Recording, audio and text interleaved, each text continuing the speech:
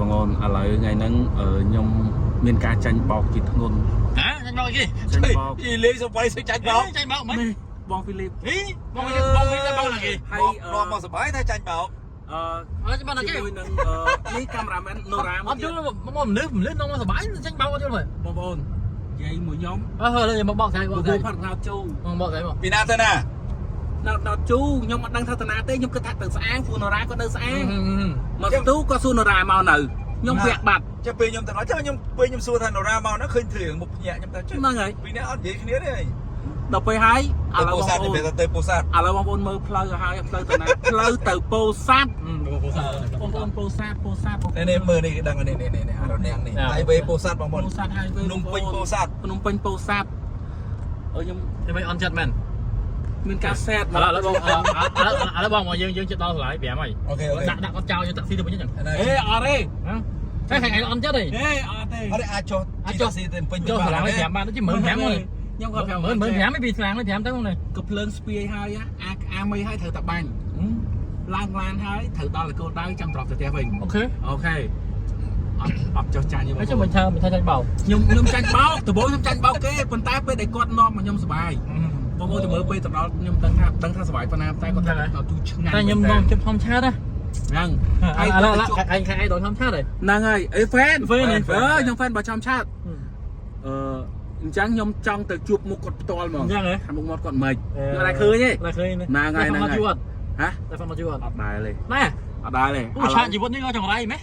អត់ដែរហ្វមកជួមែនឥឡូវមិនថាឆាតជីវិតមិនទេគឺល្អស្រស់បំប្រងហើយដោយសារយើងបានស្គាល់រសជាតិគេហៅថាប៊ីជាន់ធៀងរបស់ខ្មែរយើងហ្នឹងហើយកើតមកជាកូនខ្មែរបើមិនបានផឹកណត់ជូរដូចវាចម្លែកហ្នឹងវាចម្លែកពេកយើងកូនខ្មែរយកចេះផឹកណត់ជូរខ្មែរអត់ដែរផឹកមែនទេក៏និយាយលេងបងប្អូនអញ្ចឹងឥឡូវបងប្អូនមើលផ្លូវហើយផ្លូវខ្ញុំទៅអត់ដែរផឹកមែនទេក៏និយាយលេងអត់ដែរមែនតែនិយាយធំអត់ដែរមែនមិនឆាតជីវិតដែរផឹកឆាតជីវិតខ្ញុំអត់ដែរផឹកណត់ជូរទេអូលើកទី1ទឹកណត់ជូរមានគេឲ្យខ្ញុំយកដាក់ក្នុងទុកក្នុងទូចោលរហូតខ្លាចជីវិតខ្មែរបើផឹកចំទឹកថ្នោតជូរអត់សុទ្ធក៏យ៉ាប់ដែរអត់ដែរខ្ញុំមិនដែរផឹកអត់ដែរនិយាយខ្ញុំបបួលទៅនេះគឺទឹកថ្នោតសុទ្ធហើយចុងរដូវយើងឆ្ងាញ់បងប្អូនឥឡូវចាំមើលខ្ញុំទៅដល់សិនថាទឹកថ្នោតជូរវាឆ្ងាញ់ប៉ុណ្ណាអញ្ចឹងបងប្អូនតាមបានវីដេអូទាំងអស់អូខេតាមដានវីដេអូគ្នាបងប្អូនណាបាទអាចប្រហែលកែហ៎ខ្ញុំគិតថាខ្ញុំ2ទេតែចាំមើលទៅដល់សិនថាបាន1កែវ1លីត្រនឹងអាចទទួលបាន1លីត្រតែចាំមើលដល់កន្លែងសិនអូខេបងប្អូនចាំមើលឥឡូវខ្ញុំទៅហើយតោះតែឈប់បោកទេបោកទៀតនេះអូខេខ្ញុំសប្បាយចិត្តមែនទេបងប្អូនខ្ញុំបោកខ្ញុំភ័យអស់លឿនអីនិយាយពីចាញ់បោកខ្ញុំចង់កាំងបងហ្វីលីបមួយទាំងមូលឯងខ្ញុំមួយទាំងមូលបោកណាគេបងប្អូននិយាយចាញ់បោកដល់ពេលលឺទៅពោធិ៍សាត់ខ្ញុំរៀងឡាចិត្តដែរវាឆ្ងាយពេកខ្ញុំមនុស្សខ្ញុំពុលឡានតែឥឡូវមែនទៅពុលឡានទេលឺផឹកណោតជូរអត់ទេខ្ញុំមនុស្សខ្ញុំពុលឡានហើយគិតមើលបងប្អូនពីពេញទៅដល់ពោធិ៍សាត់មិនចិត្តទេណា161គីឡូ100គីឡូជាងបងប្អូនគិតមើល161គីឡូខ្ញុំពីស្អាងមកខ្ញុំបាន30គីឡូទៀតនោះចង់បោកទៅចង់200គីឡូបាត់ខ្ញុំមកផងគាត់មើលអូខេបងប្អូនឥឡូវបងប្អូនចាំមើលថាពេលដែលខ្ញុំទៅដល់ថាបាន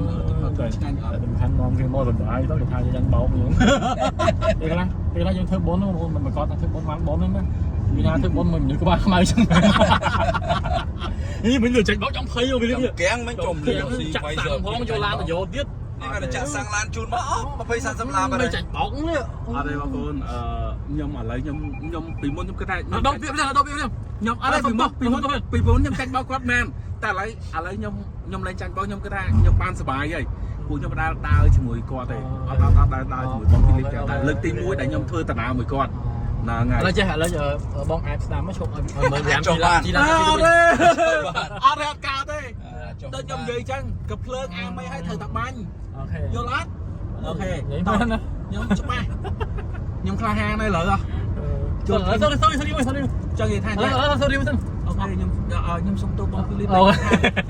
បងបោកខ្ញុំតាមពិតបងនាំបងអូនទៅសុបាយតាអូខេហ៊ានអត់ sorry មិនចុះអត់ទេបងប្អូនដល់35លើហើយចូលហើយស្រួលតែញ៉ៃ15000ឲ្យជីឡានសាំយ៉ុងទៅវិញនិយាយមែនស្រួលណាស់អូជីវិតនេះអូមិនស្ទុំល្អទេណាទៅដល់ពេញលេងមកផឹកមកចិត្តប្រយអូខេបងប្អូនឥឡូវខ្ញុំមកដល់ពោធិ៍សាត់បងប្អូនបាត់អូខេបងប្អូនកាលពីមកមន់ស្អាតណាសល់ទាំងមូលមន់មួយសល់ឆ្អឹងទេគឺ ងាញ់ ឆ្ងាញ់ហើយការឆ្ងាញ់ហ្នឹងគឺគាត់ម្នាក់ឯងជាស្រីបងប្អូនណា ឯងមិន ពួកខ្ញុំបានតែក៏ភ្លើមួយទេតែគាត់សមបានគាត់ សំខាន់ឆ្ងាញ់ សំខាន់ឆ្ងាញ់ នេះអញតនេះ អូខេបងប្អូនទឹកណោទូឆ្ងាញ់មែនបងប្អូនឆ្ងាញ់មែនតើខ្ញុំមិននឹកស្មានថាខ្ញុំមកដល់ហ្នឹងបងប្អូនណាដោយសារមិត្តភក្តិខ្ញុំជាមួយនឹងបងហ្វីលីបឥឡូវគាត់ទៅដូរអាវចាំតិចគាត់មកវិញលើបងប្អូន មិនក្តៅពេក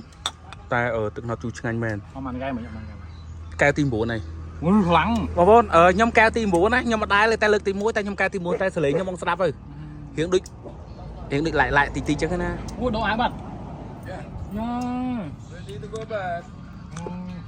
នេះបងប្រុសបងហ្វីលីប បាទ ផ្លាស់កៅអៅលាកខោថ្មី បងប្អូនដូរអាវឲ្យទឹកហើយ បងអូនភ្លេចឯមុន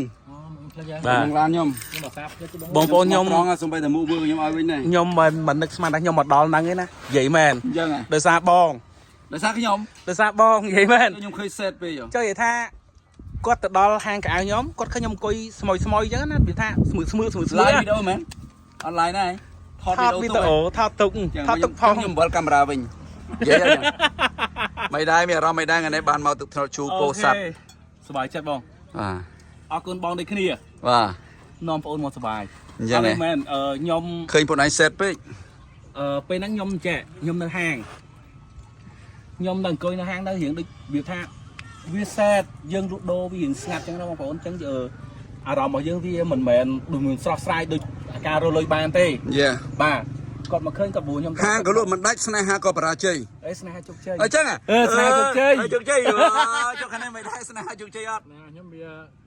50 50ហ៎ ជោគជ័យក៏មិនទាន់ថាបាន ជិតដឹងលទ្ធផលហើយ រាជ័យក៏មិនទាន់ថាបានតែតែយើងអត់ទាន់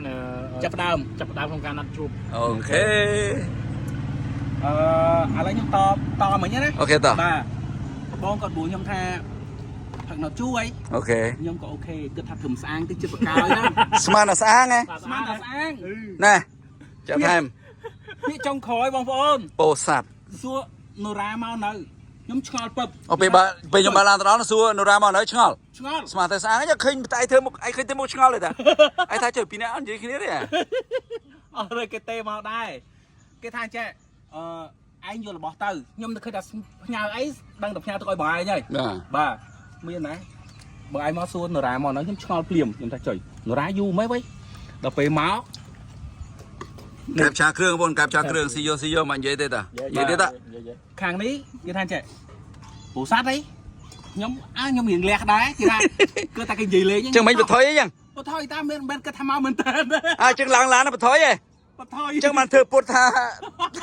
ចឹងបានធ្វើពុតថាពុឡាហ្នឹងអី បឡា ខ្ញុំដឹងតាដឹងល្បីបាត់ហើយហ្នឹងឃើញដល់ ដល់ពេលគាត់ថាមកអីគេ ពោធិ៍សាត់ តំណាប់ជូនៅនេះឆោមឆាយ ឆោមឆើត ជួបលោកពុទ្ធបងប្អូនខ្ញុំមិនដែរជួបលើកទី1ហើយ